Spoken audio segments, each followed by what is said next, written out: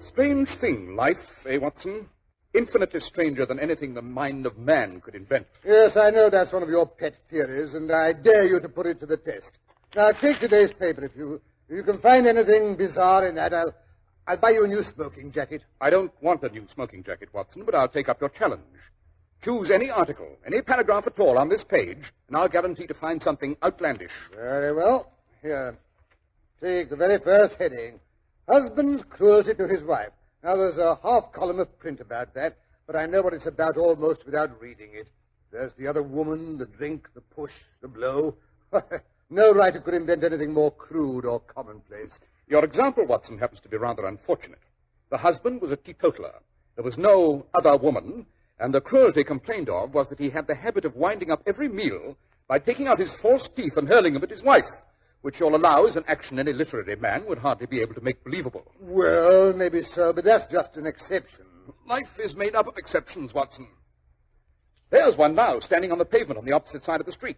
You mean that large, Hebe-like young woman with the enormous boa around her neck and the curling red feather in the hat? Yes. Well, look how she oscillates backward and forward, and the way she fidgets with her glove buttons. Oscillation on the pavement always means an affaire de coeur.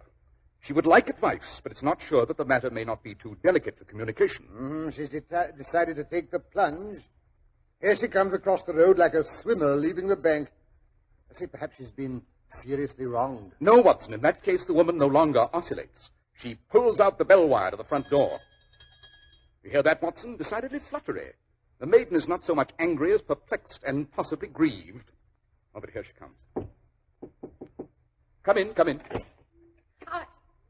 I hope I'm not intruding. This is Mr. Sherlock Holmes, the detective. Yes. Won't you sit down?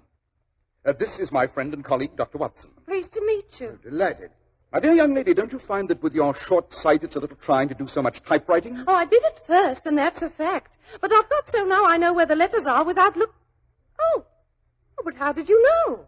Someone's told you about me. Oh, don't look so alarmed, my dear. That's just a bit of detection. Mr. Holmes can tell things like that by looking at you. It's his way of showing off. Oh, I see, but it did take me aback, your knowing things like that. It's my business to know things. I knew you used a typewriter from the appearance of your fingertips and a double line pressed into the plush above your wrists. It was equally obvious that you're nearsighted from the marks left on either side of the nose by your pince-nez. So you see, my dear Miss... My name's Sutherland, Mary Sutherland. So you see, my dear Miss Sutherland, there's nothing terrifying in my conclusions. Well, no, not when you explain it like that. And now, perhaps you'll tell me why you came away to consult me in such a hurry that you managed to put on 2 odd shoes. Why, bless my soul, so I did. The right one's my Sunday pair. Yes, you must have been rather agitated when you left home. Yes, I did bang out of the house, and who wouldn't? It made me fair angry to see the easy way Mr. Windybanks, oh, that's my father, took it all. He wouldn't go to the police. He just sat there and said there was no harm done and everything would come right in the end. So finally I got mad and told Father I was coming to you myself. You say your father, but surely you mean your stepfather, since the name's not the same. Yes, he's my stepfather. Mother makes me call him Father, though it sounds kind of funny, him being only 5 years and 2 months older than myself. I see. How recently did your mother marry this Mr. Windybanks? Oh, about 2 years ago it was, Mr. Holmes. And I'll admit I wasn't very pleased, seeing as it was so soon after Father's death. And him a man nearly 15 years younger than herself. Enough to start complications in any home. Eh, Holmes? Right. But please continue, Miss Sutherland. I gather your father left your mother fairly well off. Yes, sir, he did. You see, Father was a plumber in Tottenham Court Road, and he left a tidy business behind him. After he went, Mother carried it on. Although I must say that William, Mr. Hardy, Father's foreman, did most of the work. And a good thing he made of it, too. This Mr. Hardy, was he your father's age? Oh, no, sir. He was just 2 years older than me. The fact is, we had a sort of an understanding till this year Mr. Windybanks came along. Oh, and he didn't approve of Mr. Hardy? Oh, it weren't that so much as that he didn't approve of the plumbing business. Said it wasn't high class. Oh. Mr. Windybanks is a very superior gentleman himself, Mr. Holmes. Travels in wines for Westhouse and Marbank, the claret importers in 10 Church Street. Oh, a real toff he is. I see. Yes, sir. So after him and Mother got married, he made us sell the business. And how did you first meet this Mr. Hosmer Angel? Well, Mr. Holmes, I I met him at the gasfitter's ball. How romantic. Oh, yes, sir, it was. The gasfitters used to send Father tickets while he was alive, and afterwards they kept on sending them to me and Mother. Mr. Windybanks didn't wish us to go. He never did wish us to go anywhere.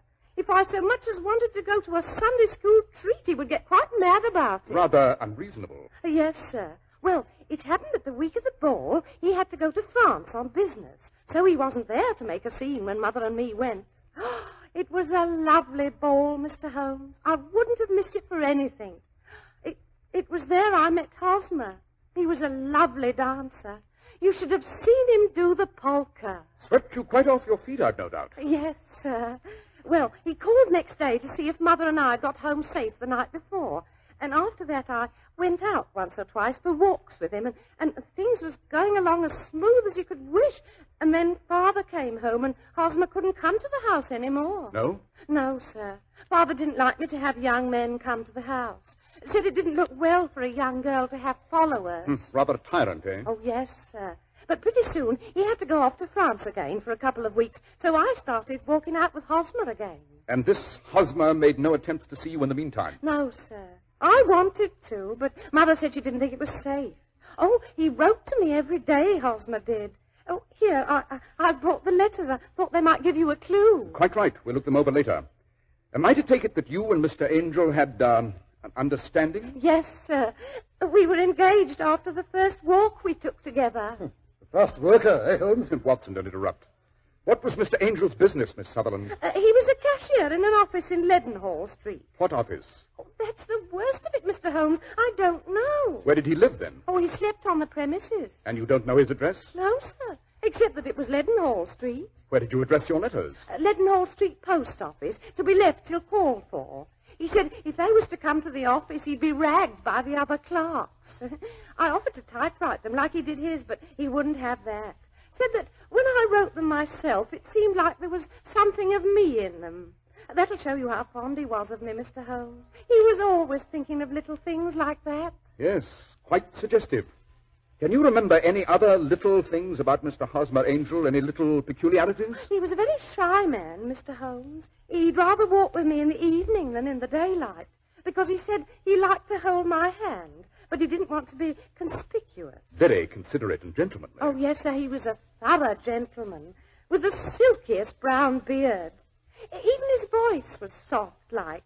He told me he'd had quinsy and swollen glands when he was young, and it left him with a weak throat. How unfortunate. Yes, sir. His eyes were kind of weak, too, like mine, and he wore tinted glasses against the glare. I'd say he was about 5'5" and had small hands and feet. I see. And what happened when Mr. Windybanks, your stepfather, returned to France? Well, I wrote Hosmer, and he came round to the house, and he said I'd have to marry him before Father came back, as he couldn't stand the separation any longer. So I asked Mother, and she said, why not? Every girl was entitled to her own husband. Oh, Mother was all for Hosmer from the beginning, almost more than I was myself. So you got married? Well, no. Well, that is, not quite. Oh, what happened? Well, the wedding was set for yesterday morning. We thought it best to make it a quiet ceremony. It was to be at St. Saviour's Church, with a wedding breakfast afterwards at the St. Pancras Hotel. Well, about 9 o'clock, Mother and me was all dressed and waiting for Hosmer. I was a bit upset, I guess. You know how a bride feels, Mr. Holmes.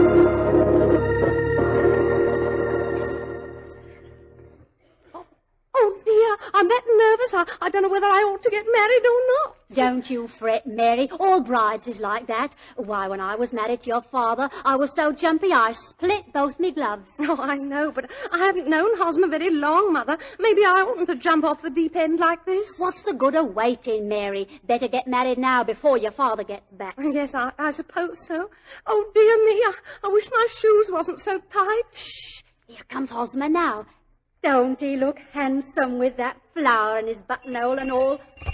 No, you stay here, Mary. I'll answer it. A bride should act shy-like on her wedding day. Good morning, Hosmer. How's the groom? Good morning, Mother.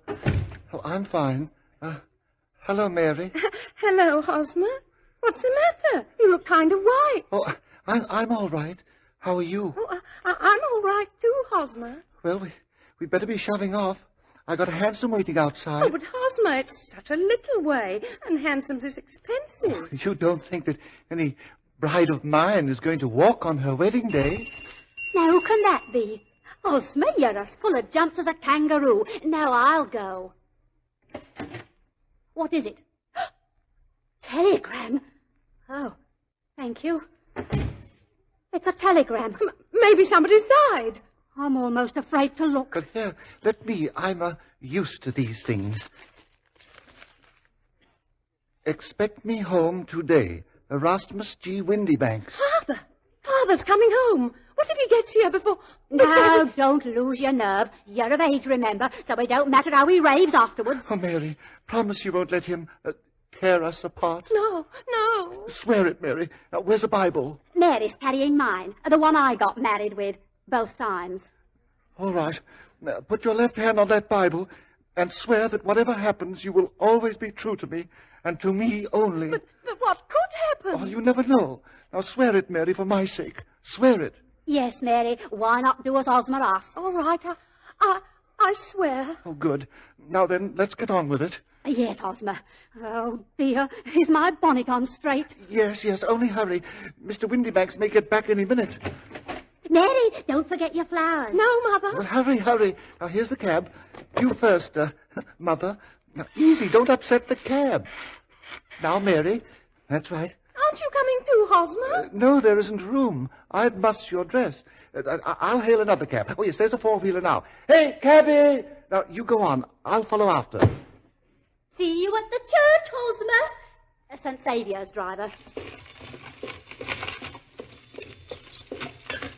Yes, Hosmer got the other cab. It's following us. Oh, my knees are knocking together like anything. Now hush up, Mary. Anyone would think you didn't want to get married. Well, maybe I do, and maybe I don't. Well, just hold your breath and it'll be over in no time now.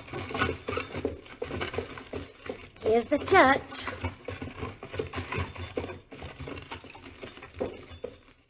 You get out first and mind your dress. That's it. Now help me.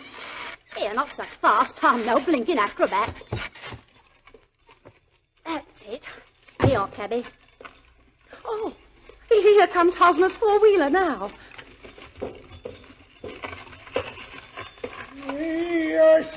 St. Saviour's like you asked for.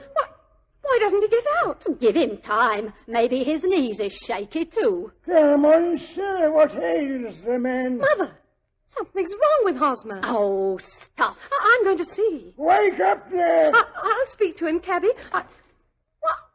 The cab's empty. What? Something's happened to Hosmer. He's gone and left me waiting at the church.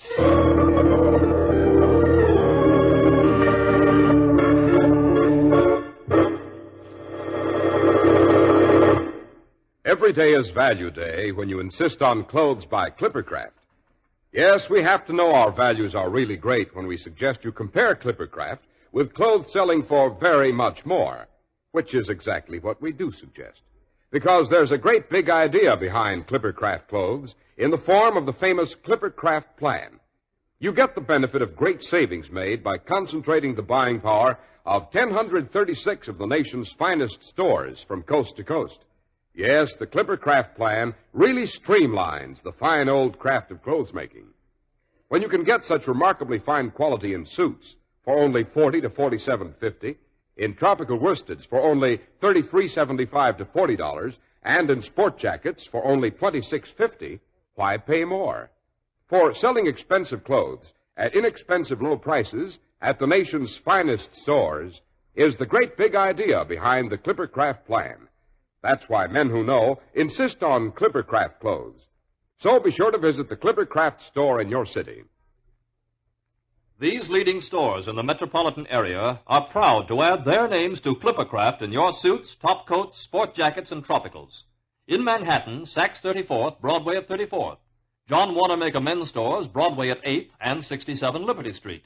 In Brooklyn, Abraham and Strauss. In Newark, New Jersey, Boulevard Men's Shop, Kresge Newark. And in Jamaica, the B&B Clothes Shop, 16408 Jamaica Avenue. And now back to Baker Street. where we find Dr. Watson commiserating with the young lady who has been left waiting at the church. A shameful way for any gentleman to act. Deserting his bride at the altar. Oh, no, Dr. Watson, I'm sure he didn't do that. Not on purpose, that is. He was too kind for that. And then there's that pledge I gave him. Oh, you think he foresaw some unforeseen danger, and that's why he made you take the oath? Yes, sir. Have you any notion what it could have been? No, sir. How did your father take it? I presume he found out. Oh, yes, sir. He was quite consoling, really. Remarkable. Oh, it drives me half mad to think of it, Mr. Holmes. It's not as if it was the first time I'd been disappointed. I understand. I shall be delighted to glance into the matter for you, Miss Sutherland. Now, let me advise you to turn the whole matter over to me, and don't let your mind dwell on it any further. Above all, try to let Mr. Hosmer Angel vanish from your memory, as he's done from your life. Then you don't think I'll ever see him again? I'm afraid not. Oh, dearie me. You've been very kind, Mr. Holmes, I'm sure. I don't know how to thank you. Not at all, Miss Sutherland. Well, good day, gentlemen. Oh, where's my hanky? Oh, here it is. Oh, dearie me. Another romance blighted.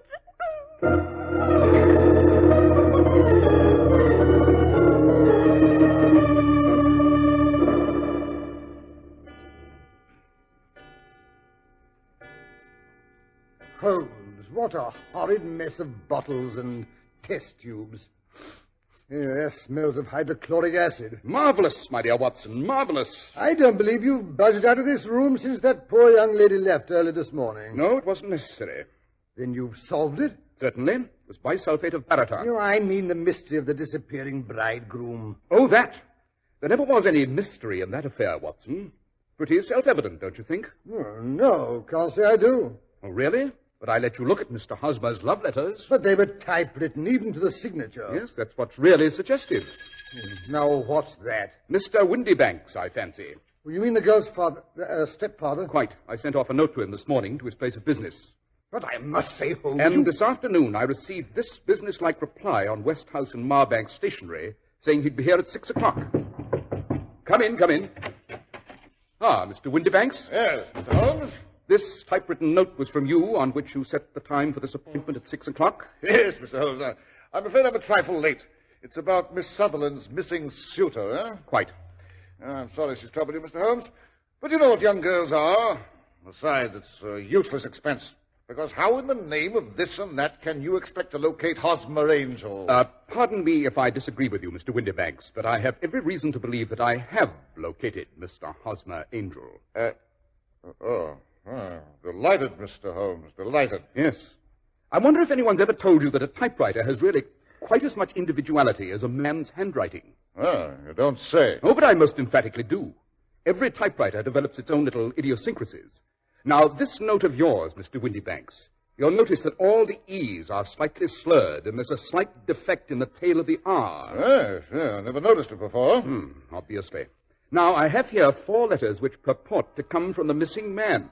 In all of them, the E's are slurred and the R's tailless. Well, I didn't come here to waste time with fantastic talk like this. If you're going to catch the man, catch him.